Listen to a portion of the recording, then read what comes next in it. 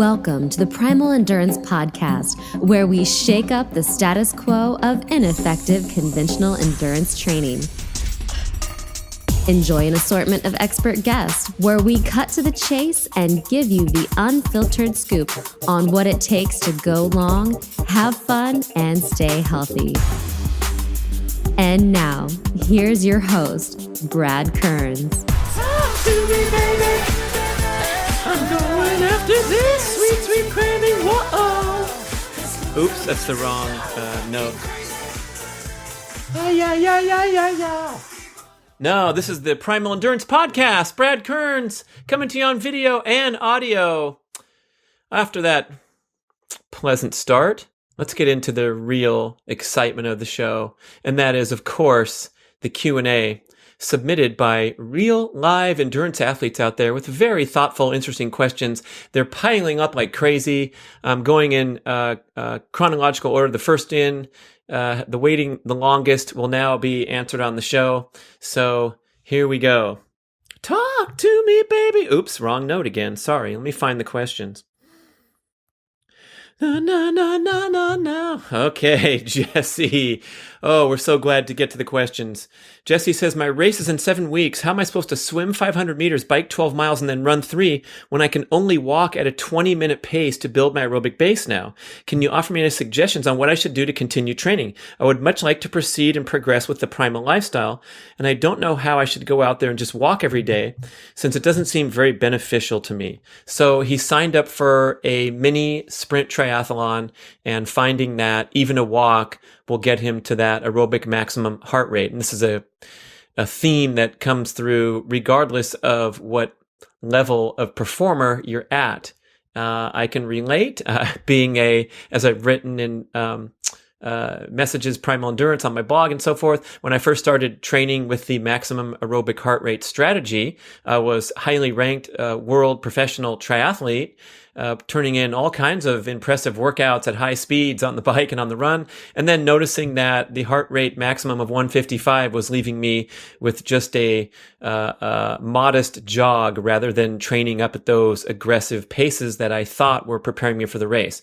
But what happens is, wherever that aerobic maximum lands, that is the optimal way to condition yourself to teach your body to burn fat and build endurance slowly, gradually, steadily as you improve, and can one day go from the walking at 20-minute per mile pace down to a reasonable jog. Now, yes, you have the race coming in 7 weeks, and I don't think you're going to win if you can only walk at 20-minute pace at your aerobic maximum. So that issue aside, Jesse, the thing to do is to keep honoring that aerobic heart rate training. And as the race date comes near, of course, you're going to have to practice in swimming and cycling. You're going to go at a moderate pace in those disciplines as well to make sure they're aerobic. And then when the race day comes, you'll have that strength, the endurance to be able to perform the best you can for those 3 events on race day. You'll most likely exceed your aerobic maximum heart rate for the entire race, because remember, we can go for even up to a marathon well above our aerobic maximum heart rate and perform on a race day effort for a 2 to 3 hour duration race, having done all the training, not necessarily any high intensity training, over that maximum aerobic heart rate, and still perform very well in the race. In other words, you don't need to train your body to go at those elevated, high stressful heart rates in order to succeed once in a while at pushing the limit and seeing what you have in your reserves, drifting up to anaerobic heart rate. Of course, obviously, for peak performance, and if you want to come back a year later or 2 years later and win that little sprint triathlon, ideally, you'll build that base and you'll be going at a very respectable pace, jogging or bicycle riding, and be able to climb hills on your bike without beeping the watch above a maximum aerobic heart rate. Once you have a strong base built, then you can benefit from the high intensity sessions that will fine tune your competitive performance. But you can do a tremendous amount of damage to the competition. You can perform very respectably just training aerobically and racing occasionally anaerobically. And we emphasize these points in the book with the story about the Olympic 800-meter runner Peter Snell, the world record holder from New Zealand back in the 60s, the early days of aerobic base building, aerobic training with Arthur Lydiard, and also the contemporaries, the great triathletes Mike Pigg and Mark Allen, who both succeeded wildly by slowing way down in their training workouts and then racing better than ever because they were finally taking care of their bodies and taking care to build their fat burning engine at a slower pace. Good luck in the race, Jesse. The next question is from Jared. He's training for a 100-mile race in the Colorado mountains. You said a person can train for these big climbs using leg exercises like squats and deadlifts. Could you elaborate on what a person should do? How many reps, sets, percentage of max, and frequency would be best to target for? My second question is about the race itself. Should we try to stay in the aerobic heart rate zone for the entirety of the race? I'm asking because my wife did a 30-kilometer run last week, and at the 20K mark, she hit some stairs and her heart rate went into the anaerobic area for probably 3 to 5 minutes. She said the first 20K were awesome, and then after the stairs, the race was awful. So, let's go with the first question, training for a 100-mile running race in the Colorado mountains. Whew, so ultra endurance, of course, the massive amount of return on investment, the most bang for your buck is going to come on building your aerobic function through training at over distance training runs. Making sure that you stay aerobic, because in the ultra marathon, there's absolutely no reason to stimulate the anaerobic system. And in fact, if you do, like his wife discovered, you're going to struggle royally because your body just is not meant to recover and continue on for hours and hours after delivering an anaerobic effort where the stress hormones flood your bloodstream. You start transitioning away from fat burning into glucose burning, very hard to transition back to fat burning. And the lactic acid is accumulating in your bloodstream, which is difficult to buffer and remove so that you can go back to this nice, calm, fat-burning state. So when you're going for a 100-mile run, doing the squats and the deadlifts in the gym are going to be, we'll call it icing on the cake, right? It's going to be minimal frequency, very short duration workouts. But when your base is going well and you're doing well and progressing and feeling stronger and keeping that heart rate low during the training sessions, yes, once in a while, during distinct training phases that last for only a couple, 3 weeks, you can go in and slam out some gym workouts. And the benefits from doing squats and deadlifts and even upper body work and core work is that during that 100-mile run that's going to take you all day, 24 hours or more, all kinds of things are going to fatigue in your body. Your muscular, your posture and your weight bearing abilities are all going to fatigue, break down. Your form will be compromised. You'll be slapping your foot into the ground instead of lightly exploding lightly off the ground and being light on your feet and being the maximum efficient as you can for every step of the way for 100 miles. So when you go into the gym and you put your body under load, you put weights on your back and go down and do a brief set of squats, only if you're doing 6 reps or whatever, you are simulating what's happening at mile 70 of your ultramarathon run, or mile 90 or mile 40 or whatever, after your body's starting to fatigue. It's like having a weight on your back. And so you're kind of in the gym short-circuiting yourself to this point where you're challenging your body under that load while you're fatigued for doing those 4th, 5th, and 6th reps of the squat. And when you can do that, you're building stronger muscle groups in your lower extremities so that you can preserve form as you fatigue in the endurance activity. I have a whole podcast on that, strength training for endurance athletes. So go back on this channel and listen to that one. The second one about the wife hitting the stairs at the 30K mark, 20K mark, and then struggling for the final 10K. She was only anaerobic for 3 to 5 minutes. Yeah, that can mess you up really bad. However, you also must consider that she ran the first 20K and had 10K to go, so it's a pretty challenging endurance event on the surface of it. Let's say the stairs weren't even there. You still probably would have struggled in the final 10K just because the final 10K is a struggle. However, it shows the importance of taking that staircase if you have to do the race again and going very, very slowly up the staircase and staying aerobic. You're going to be much better off with your fat burning capabilities, the final 10K, and not suffer those negative consequences of stimulating the anaerobic system, getting the stress hormones and the lactic acid in the bloodstream. What a huge learning experience and illustrative example of the concept that you shouldn't exceed maximum aerobic heart rate. So hopefully your lesson, you can tell all your friends and training partners, hey, look, don't fool around with anaerobic heart rates during competitive efforts that are ultra in distance. And also, forget the race, in everyday training where you're not going to pay that severe penalty. Maybe you're only running a 10K run. You're going to feel pretty good the whole way, but you get to some stairs in the middle of your 6-mile run and you hit the stairs and you hear your watch beeping and you're like, oh, it's okay. The stairs are over with pretty soon. That can compromise the intended training effect of the whole run. In the big picture of your goals in your training process. So that is muy mal noticias, to mess with your desired training goals in that manner by frittering around and not being disciplined with preserving an aerobic heart rate throughout the run. I remember feeling this where we'd screw up a little bit and elevate the heart rate during a morning run.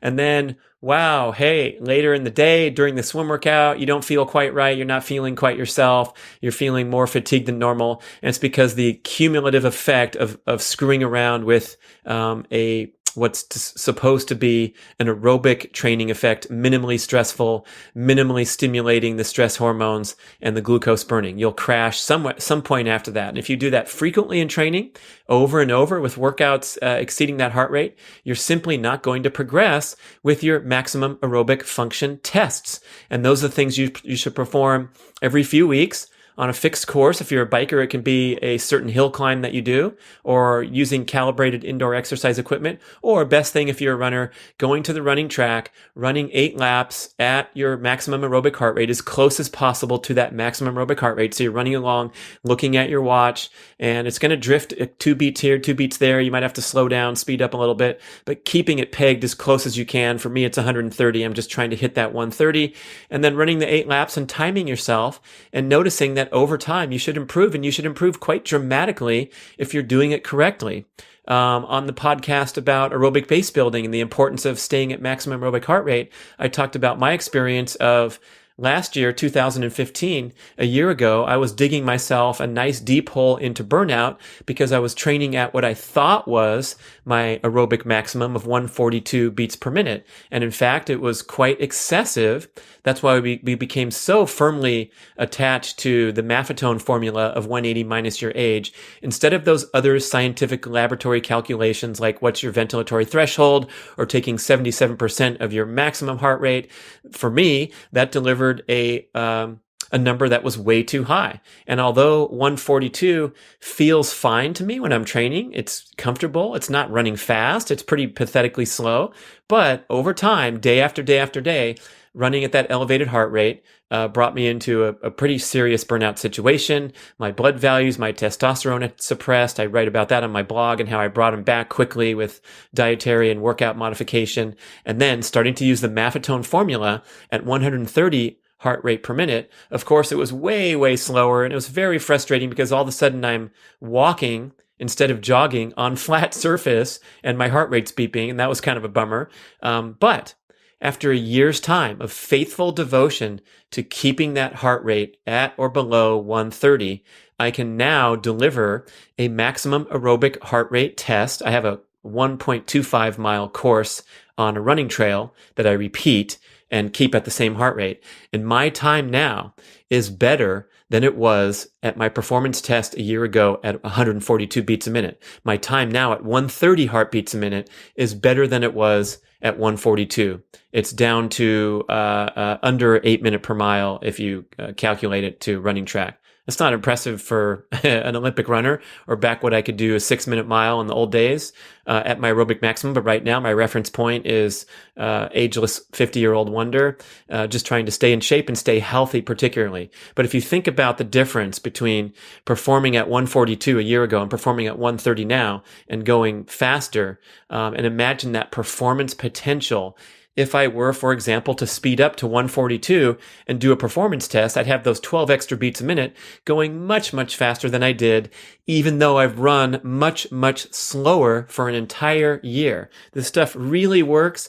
Please have the patience and discipline to slow down, especially if you're in an ultra marathon race where you can really mess things up with just a few minutes of stairs. And then Jared's final note here. I can absolutely say that your book has changed my life. When I was a teenager, I boxed. In the last few years, I've done Brazilian Jiu-Jitsu. And over the last couple months doing your program, I've had a problem being gassed during these activities. Looking back on it, I was always training in the black hole, that heart rate zone above aerobic max that leads to no good and overstress patterns. The last 8 weeks of doing the comfortably paced training, Brazilian Jiu-Jitsu, has been so much more pleasant and so much more relaxed. Here comes Gary in Montana. How effective is combining lower body lifts with maximum sustained power lifts at the same session? For example, squats and deadlifts. Doesn't specify in Primal Endurance. Love the book. Thanks, Gary. So there's no hard and fast rules here. So many crazy theories and experts spouting this is the right way to strength train with your negative sets and your progressions and all this stuff. I don't even know what they're talking about. But when you're talking about maximum sustained power, which we tried to explain pretty clearly in the book, the essence of it is to lift a heavy weight and continue to perform at that high level, a max level, throughout every exercise and every rep in your workout. So it's go hard or go home. So when you start to fatigue and you can't do as many reps, you drop the bar if you're doing sets of deadlifts, rather than the traditional workout method of trying to equal what you did on your first fresh set of the workout, equal it, and then finally you're exhausted and you go home. For example, 4 sets of 8 reps doing bench presses or deadlifts or whatever. Instead, when you're doing maximum sustained power, you're picking the heaviest weight that you can work with safely, such as your 5 rep maximum. So that's the heaviest weight you can lift 5 times before you go to failure. And so in your workout, the first set of your maximum sustained power session might be 5 reps of, let's say, 200 pounds of deadlift or whatever. Then you're going to rest for an adequate amount of time to come back and perhaps get a second set where you're getting in 4 reps. Then you're going to rest an adequate amount of time, come back, and maybe on the third occasion, you'll only do 3 reps. And then finally, you'll have 2 more sets of 2 reps. And that's your total. So you went 5, 4, 3, 2, 2, 13, 14, 16 total reps. But you remained explosive and powerful on each one, even the 2 rep sets, because you didn't try to extend out and do 5 on your last set when you're exhausted and really having to dig deep. What happens when you do this, the latter that I just mentioned, is you're going to kind of end that workout in a state of exhaustion and perhaps overstress, especially if you go into the gym for too long. So the second important element of the Primal approach to strength training is that the workout should be short in duration. So you're doing some high quality, really heavyweight, short rep stuff, and a few sets is fine. So back to Gary's question, if you want to mix up and do squats and deadlifts, whatever, you can just do deadlifts if you want sometime, or you can do deadlifts and then mix in. What I do is I go mix in some upper body work that's not necessarily maximum sustained power. I might do a set of cable pulls or rope pulls to work on my core, and then get some rest, and then go back and do the heavy bar with deadlifts or squats. So the key is the hormonal response, making them brief and intense, and staying away from those blended workouts where you're staying in there too long. You're getting that cardiovascular training effect as well as an exhaustive strength training effect rather than an explosive strength training effect. Makes sense? And in general, does the whole show make sense? And tell me how you like it. Send your comments to info@primalblueprintpublishing.com. Questions about your own training. Is it helpful to engage with other people's questions? It seems to me that it is, because some of these themes are so common, and the fact that they're real people and I'm not making these questions up makes it really more relevant and helps us with what kind of messaging we put out. What's the confusing parts of the book that keep coming up? That kind of fun stuff. So back to do more questions. Talk to me, baby. Oops, that was the start of the show in case you're joining us late. Okay, so Diana Coletti says, I wrote you before about being 49 years old, working out and having a pot belly with some skinny fat. I was working out 6 days a week, 2 to 3 days spinning, a day of yoga, and a circuit type workout on the weekend. From listening to your aerobic base building episode, I changed a couple things. Started keeping track of my workouts, ditched the spinning class, which is most likely going over her aerobic heart rate, and started aerobic base building using the elliptical machine. The base building has given my body a break. I don't feel wrecked from the workouts. I break a sweat, but it's totally doable, and I try to get 2 hours of this type of workout a week. Now, here's the great part. Magically, my belly is shrinking. I was eating mostly primally before, and I continue to do so, but ironically, I'm feeling like I'm working out less, but I'm totally shrinking my waist. I am also noticing that my base is starting to shift where I can work at a little harder and keep my heart rate at 130. So in other words, ditching that spin class where who knows what the heart rate was going up to, slowing things down, doing some gentle rowing, and noticing that she's even a little more efficient at that 130. My diet is primal-ish. I'm not 100% organic yet, but I was brought up on olive oil and ditched the crappy vegetable oils. Now coconut oil is in my kitchen staple. I eat very well. My meals are colorful and fresh. I'm getting plenty of protein. I'm stoked. And the lifetime non-athlete physical person here is now thinking of trying outdoor running or doing a 5K sometime or other fun recreational activity like biking or hiking. Love your podcast. Appreciate all the good things, spilling over into other aspects of my life too. So, geez, guess what? That wasn't even a question. But you know what's cool about me reading that and not editing carefully? The fact that she slowed down and is shrinking her belly is pretty profound because it's such a big challenge. And so many people are banging their heads against the wall with devoted portion control and devoted calorie burning and going into these super, super popular workouts that trend toward overly intense, such as spin class, such as boot camp, such as doing your own thing in the gym where you're thinking that you have to hit every station and do this many sets and stay in there for an hour, or going with a personal trainer and having the workout last too long, or some of the CrossFit sessions that go, over that time where your maximum explosiveness and your intensity and your form and all that stuff is sharp. And then all of a sudden, the last 20 minutes of the workout is a slog. And we do not want to advocate that. It's not necessary to train in that manner.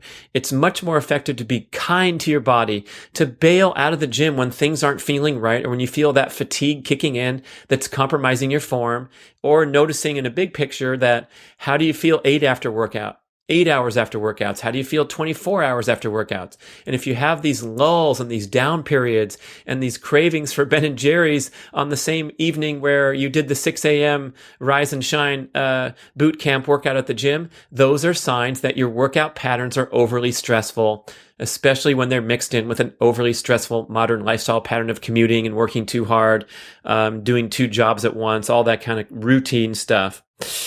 Okay, so beautiful. Thank you so much for writing in, Diana. Here's a question with no name on it. I've read Primal Fitness 21 Day and halfway through Primal Endurance now. I'm a believer. I love the testing. I've been using 4 days of play, 2 days of lift heavy things, 1 day of high intensity workouts as outlined. My confusion comes from the emphasis in Primal Endurance on staying aerobic and how even a short duration of anaerobic can negatively affect the body's ability to function aerobically. I find even when playing Frisbee on a play day, I can get my heart rate above my aerobic max after a short sprint, and I definitely get above aerobic max when I do the lift heavy things in the sprint and the intensity sessions, the intervals. I'm not training for any endurance competitions. I just like being really fit. So I'm thinking the Primal Endurance model is more focused on those training for super endurance activity, but any clarification of the confusion between aerobic and anaerobic would be appreciated. Oh, and guess who answered in writing? It was Mark Sisson himself, busting one out. So let's read what Mark says for fun, huh? Getting the heart rate up briefly on occasion, as you are doing, is good and won't jeopardize your fat-burning pursuits. In the book, we emphasize becoming as efficient as possible at burning fat at the low end before you start adding speed, if you are seeking the most efficient way to race faster by burning more fat. For that reason, we're picking some workouts where you stay at or below that aerobic zone for as long as possible. If you're training for a marathon, triathlon, or Spartan event, you might put a few more of these dedicated low heart rate sessions in your routine. In your case, mixing it up is fine and fun, As we say often, there are no right answers here, just choices. In Primal Endurance, we wanted to offer choices that got you to your maximum fat burning efficiency fastest. So definitely the messaging in Primal Endurance is geared toward people with predominantly endurance goals, especially the periodization part. But when you think about it, taking your year and dedicating a period of time, whoever you are, even if you're a strength, explosive athlete, a basketball player, whatever, taking a period of time in your year to just train aerobically and give your body a break from the high intensity interval training and the lift heavy things sessions can be a really wise move that could possibly enhance your progress over the long term. All these activities, all these team sports, and even the explosive nature of a lot of the passions that people have, like CrossFit or Brazilian Jiu-Jitsu, like the other person commented, they take a sincere element of endurance to succeed at.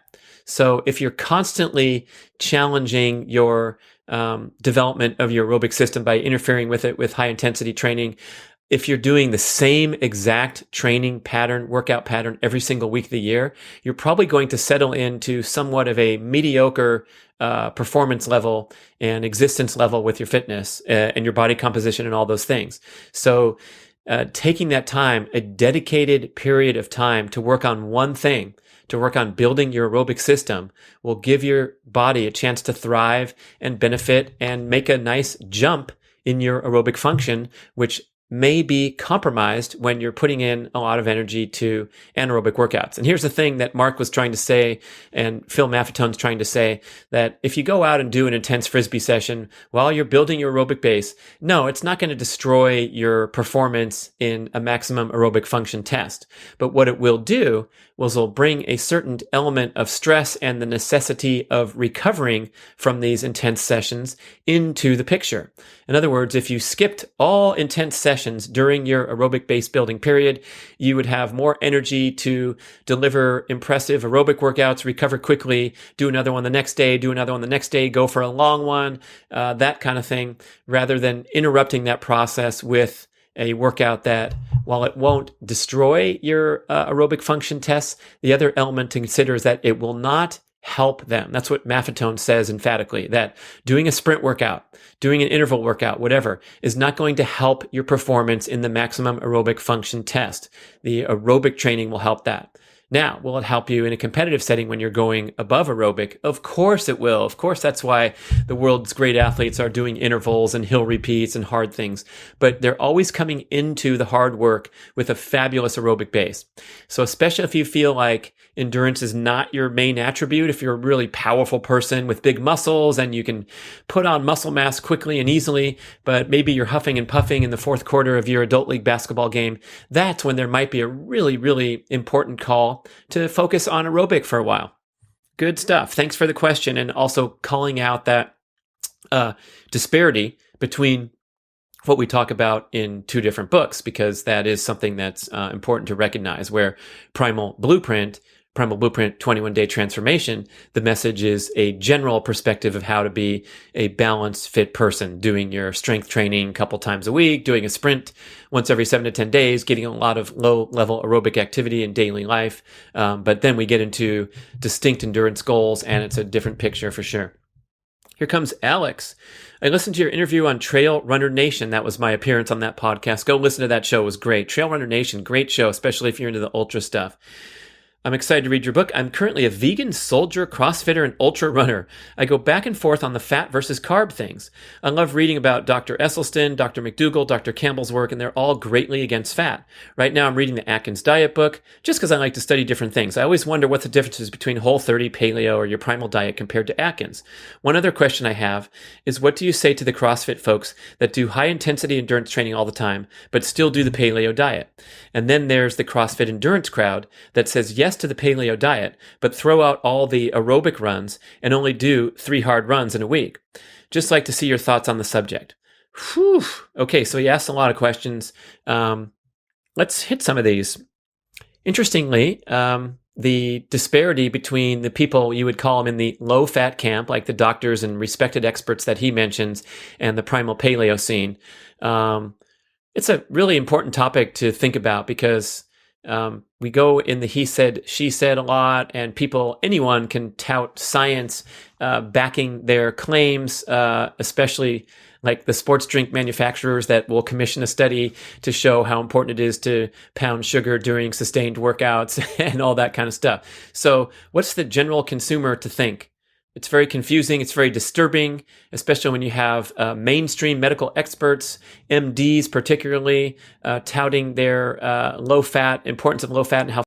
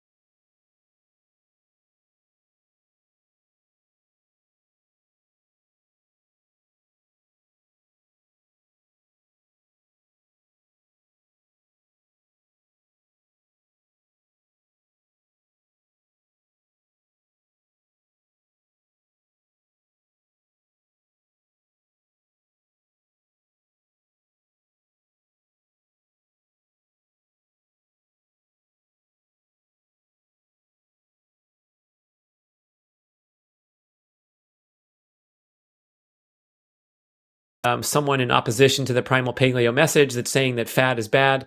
What about the sustainability of trying a 30-day exclusionary diet where you cut out all fat and you eat a plant-based diet with grains and you lose a lot of weight and you do feel better because you're cutting out a bunch of junk food and sugars and things that everyone agrees you should not consume. But then 6 months down the line, what's the attrition rate from a diet that's that restrictive on fat? Because fat has such a high satiety factor. It's delicious to eat.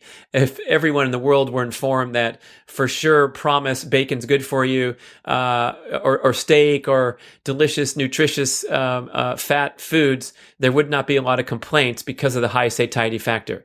So the restriction of foods that you naturally might be inclined to eat, these are things to think about when you think about the long-term sustainability. Oh, you think sugar's in there?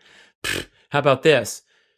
You're looking at the big picture of the ingestion of sugar in your diet and how it makes you feel so good for those 4 seconds that you feel the sweet hit your tongue when you're drinking a soda or chewing on a cheesecake and then swallowing it. Comparing that to the overall effect on your health of having that sugar in your diet, it's reasonable to say that eliminating it would make you feel better and would provide more long-term satisfaction than continuing this habit that leads to so many adverse health consequences. So on that first question that he brings up, see for yourself and test for yourself if you're interested in trying different diets. What's the difference between Atkins and Paleo and Whole30 and Primal?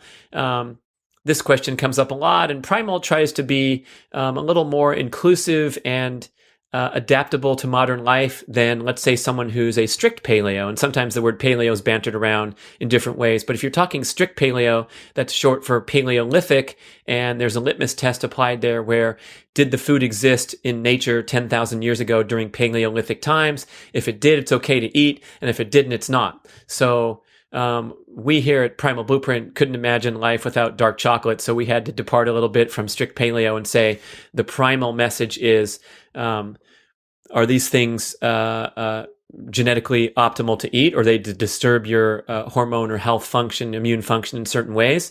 And are they do they have nutritional value and things like that? So if you talk about high-fat dairy products, did not exist in Paleolithic times. A strict paleo person might eschew all dairy. But if you're looking at the high-fat, the best dairy products, the raw, unpasteurized raw milks or yogurts or cheeses, things like that, there's plenty of nutritional benefit, and there's very few objections along the grounds of things like grains and sugars wreaking havoc on your body at the cellular level. Therefore, high-fat dairy is acceptable. So the themes of the diet, the looking at the ancestral model for guidance and for determining the genetically optimal eating patterns, those are great. Atkins diet was a little more scientific base where it was focused mainly on the weight loss and on the hormonal aspects of lowering insulin to drop body fat. And there's some criticisms to that diet where they were saying a fat is a fat and giving you free license to consume pork rinds, and also just strictly limiting the carbs to the extent that even high nutrient value vegetables and other high nutritious carbs that certain people need or feel they need a certain amount of were kind of not allowed on the strict Atkins protocol. Whereas Primal, we're saying, look, yes, it's characterized as a low carb diet, especially in comparison to the extremely high carbohydrate dietary patterns characterize standard American diet. However, there's plenty of flexibility and adaptability. So if you feel better consuming a higher level of carbs than what might be advocated on the Primal Blueprint Curve maintenance range, because you're a heavy calorie burner, because you have hormonal concerns as a female, and you've determined that eating more high nutrient value carbs are better for you, then everything's fine. In our book, we give you a thumbs up. You keep your Primal Club membership and all that. But again, there's no call ever to consume the nutrient devoid carbs of sugars and refined grains. So if you're talking about fluctuations in carb intake, differences between the various diets, we're talking about getting your carbs from vegetables, fruits, high sweet potatoes, quinoa, wild rice, high nutrient value carbs. Yeah, what do you say to the CrossFit folks that do all this intensity and still do the paleo diet? Here again, I find that paleo aligned people find ways to get enough carbs to recover from even high intensity workout patterns. There's whole cookbooks like Primal Cravings where you're using substitute flours and different recipes that are throwing down on the approved carbs. You know, having sweet potatoes every day and whatever you need to recover from those intense workouts. But again, if you're in high intensity training sessions, these sessions ideally should be short in duration and high in intensity. So the idea of over and over doing, let's say, an hour-long CrossFit session where your heart rate's up and you're performing high intensity work for a good portion of that time is ill-advised and will lead to burnout, breakdown, illness, injury, sugar cravings, departures from the paleo diet, or bastardizations of the paleo diet where you're pounding a whole bunch of extra glucose into your bloodstream just to recover from these overly stressful workouts. That's not what the message is all about. So there's ways to do it and do it right. And that is highly influenced by sensible training patterns rather than crazy training patterns. Same with triathletes. Okay. So people out there putting in their 300 miles a week on the bike and 50 miles running and going and not being disciplined with their heart rate and slamming down those mountains of carbohydrates. Those feed each other into carbohydrate dependency. So advocating for a strict reduction of refined carbohydrates in the diet while the person's out there training indiscriminately for 20 hours a week is just not going to work. So it's a big picture perspective where you have to put the exercise patterns together with the diet. What about the CrossFit endurance crowd that's doing the paleo diet and saying, throwing out all those aerobic runs and just focusing on the intensity? I want to be careful how I answer this because it's a pretty tricky subject. There's a lot of misinterpretation going on. I have a lot of respect for the people that are touting advanced novel training approaches like focusing on a broader training perspective for endurance athletes than just putting in the miles. There's a lot of positives about that and looking at a big picture and noticing that, wow, doing box jumps and lunges and mobility and flexibility drills and lifting heavy weights and doing Olympic lifting, these have a direct application to your endurance performance. It's amazing. I talked to the coaches at Auburn CrossFit, coaches, owners, Elijah and Adam. And get this, we're going to have them on the podcast in the future. These guys recently completed the American River 50-mile endurance run with no training. They do not run. They simply do and perform and teach CrossFit. So they're getting a ton of activity. They're super fit individuals. And they literally showed up on the starting line. They did the Cool California 50K prior to the 50-mile run. So they did a 30-mile, very, very difficult and hilly training run with no run training like less than an hour a week of actual run training, maybe running around the block during one of those CrossFit WODs where they have to run a quarter mile in between sets of pull-ups, and then going off the 30 mile and running 50 miles. And Elijah's got another 50K coming up in the summer. He's going to report his success on that. So here's a guy who's clean eating, doing a very arduous, difficult training regimen because he's a young guy and he does good, high quality CrossFit sessions, but not needing to even run a step and being able to complete 50 miles of running. So those box jumps, those lunges, those squats will translate directly into running performance. However, if you kind of take this perspective that you can hack success and endurance performance, it's going to be a really rough and difficult road, because your maximum return on investments come when you're good at burning fat and nurturing the development of your aerobic system with slow-paced aerobic workouts. Once those are in place, once you have a good base built, yes, indeed, you can take these 2 or 3 week blocks of training, ideally. We said in the book that 4 weeks should be maximum for an intensity phase. Maffetone says that best results come when you're only doing it for 2 and 3 weeks. Take those 2 and 3 weeks, make a distinct departure from your endurance mentality where you're worried about how many workouts you're doing and how many miles you're running, and instead go in the gym, hit it hard, recover hard during these periods of time, go back in the gym, hit it hard again, get competent at doing squats all the way down to the ground. Michael Stember, Stanford Olympic runner, presenter at Primal says, do those squats ass to grass, man. Get that ass to grass. And when you can become competent at doing ass to grass squats, yes, it will translate into better performance at the endurance events. Now, here's the other problem. I'm advocating doing those in distinct training periods where you're going for 2-3 weeks. And after that, you're stopping those intense workouts. You're taking a rest period, a nice break from everything, several days off, a week off, 2 weeks of very low volume, low intensity training of any kind, fewer workouts, and then going back into these focused base building periods. This is going to be the best way to do it because of the fact that these high intensity, we'll call it CrossFit endurance style training sessions are very stressful to the body. And I think that's the variable that we unfortunately don't consider completely. We pay lip service to, or we look at a short duration perspective rather than a big picture perspective. So let's say if someone knocked on your door and said, I'll give you $1 million if you can perform to this standard in a race coming up in 6 weeks. It might be in your best interest to do a fair amount of intensity training to really make quick fitness breakthroughs and do some time trials and some high intensity and some stuff in the gym where you're hitting it hard and demanding a rapid training effect that applies to endurance events. But if you're talking about how does this want to fit into my lifestyle? How many years do I want to compete and keep fit and participate in these fun races and keep this dream alive, keep the momentum going? If you're overdoing it with the intensity and you're insufficient with your aerobic development, you are going to be at high risk of breakdown, burnout, illness, injury. And these are things that we can't pull out the stats right now and read the piece of paper and say, the attrition rate from CrossFit participation is X%, and that makes it, ill-advised, or even the team in training, the marathon training programs that seemingly have a high attrition rate. I can't get exact facts on that, but I believe that they take unfit people and progress them too quickly to be able to be in shape to do a 26.2 mile marathon.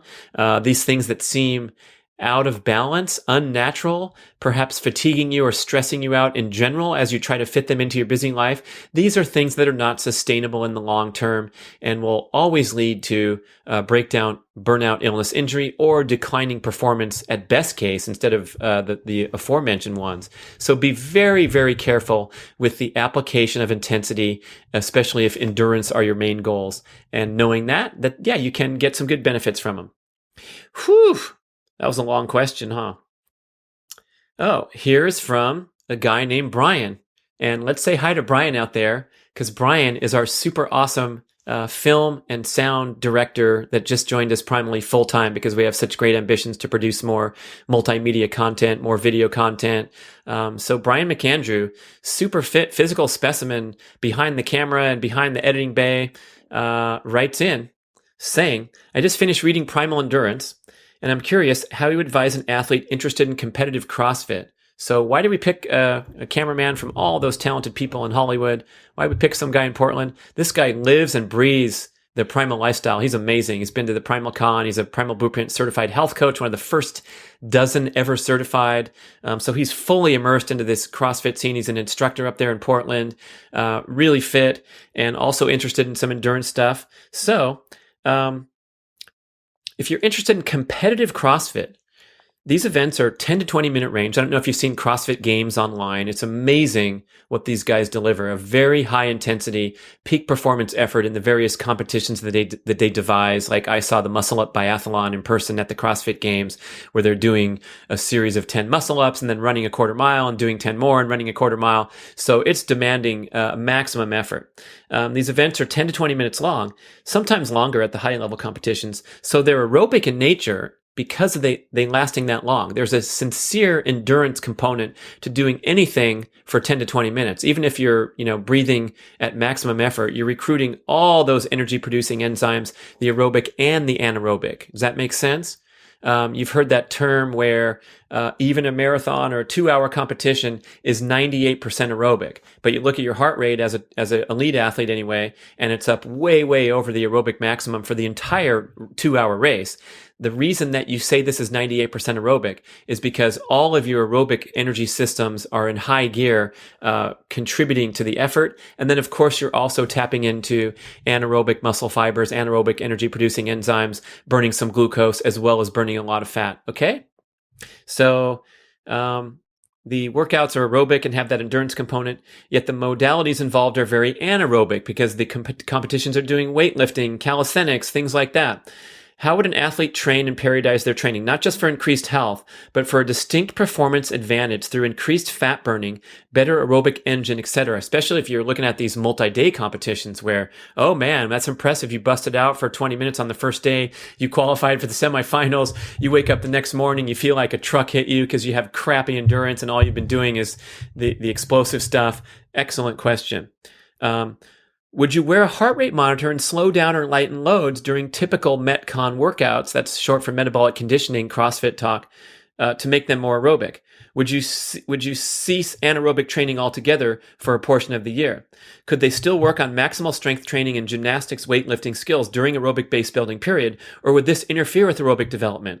What modalities would they use to train aerobically, since CrossFit is certainly much more than running and rowing? Wow, that's a really great question. I think you're going to win the raffle prize of a free $1,600 digital video camera made by Panasonic Lumix. And congratulations, Brian. Enjoy that and start editing all the videos that we're sending. Okay, so it's a multi-dimensional question, but to get simple here, here's an athlete who's interested in a very explosive, relatively short duration competition, but that has that extreme demand for endurance and aerobic function.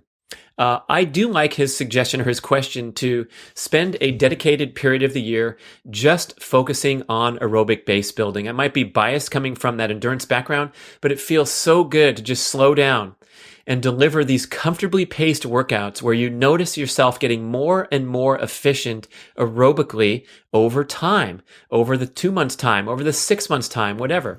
But if you only have a couple months to give to it because you want to get back in the gym and do those heavy CrossFit things, it's a great idea to build that base and then come into whatever you're doing. If it's basketball season like I described, or if it's heavy CrossFit competition, preparing for competition, you're going to have that deep down resiliency, that platform from which to launch your anaerobic efforts from, that's going to be stronger just because you dedicated some time and didn't interfere with that progression by doing the high intensity workouts. The other question was, should I possibly slow down some of these CrossFit workouts to keep it under my aerobic heart rate zone and make them more aerobic in nature? Here's another one that's interesting to ponder. One theme that I've seen come up too frequently are CrossFit enthusiasts that are going into the gym because they love it, because it feels good, because it's got such a great social aspect, and they're possibly doing the high intensity nature of the workout too frequently in a week or in a month's time. doing too many high intensity workouts that last a little bit too long and can contribute toward this chronic pattern. They can look to dietary patterns, seeing if they're chowing too much sugar is one indication, or they're feeling burnout, or having really crappy sessions where you're performing at only half of your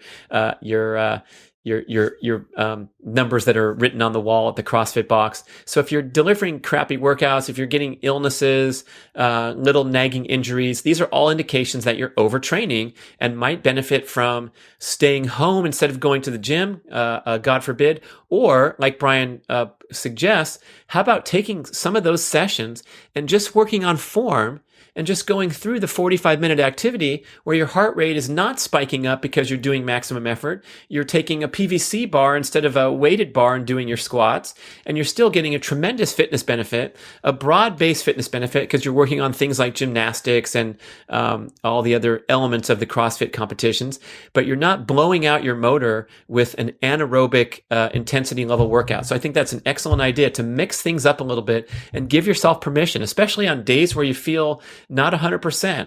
You go in there, you're doing the warm up for CrossFit. It's time for the main session and things are just not clicking. Make it a form session, or let's call it an aerobic session, rather than yet another mediocre workout, and save those times when you're really pushing it and you're really approximating the challenge of competition in the CrossFit setting when you feel fantastic.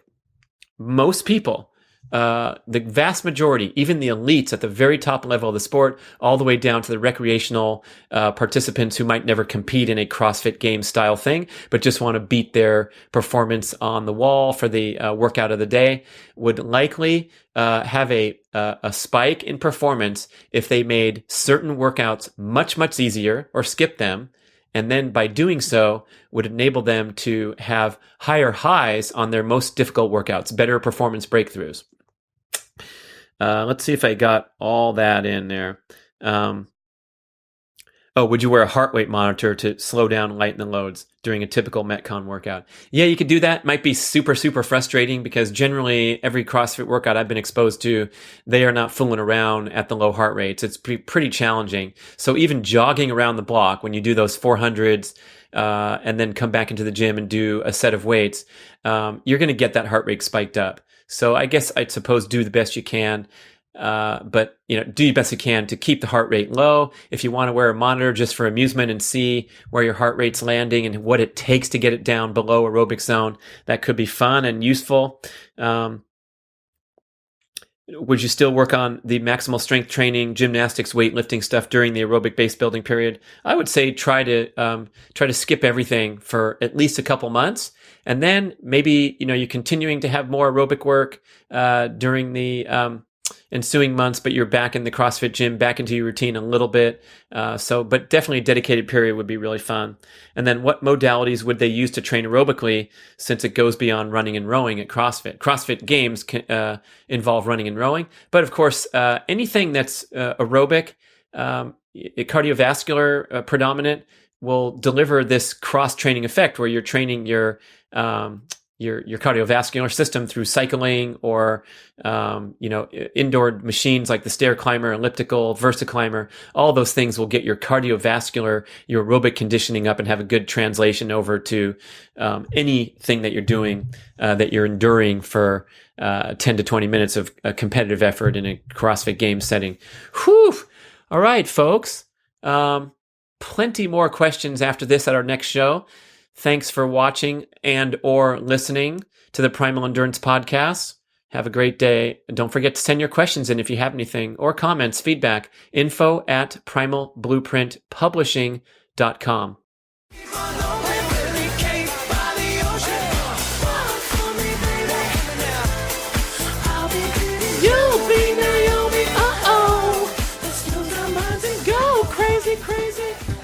Got a passion for Primal? Join Mark Sisson on a mission to save the world. Become a Primal Blueprint certified expert today. With our $1 down payment program, it's easier than ever. Just pay $1 to start and $89 a month for the next 12 months. The Primal Blueprint Expert Certification is the most comprehensive online Primal Paleo certification program of its kind. Explore the fascinating world of ancestral health from the comfort of your own home with this premier multimedia experience. perfect for health and fitness professionals, as well as individuals looking to up-level their Primal practice. Visit primalblueprint.com/get-certified to put $1 down today.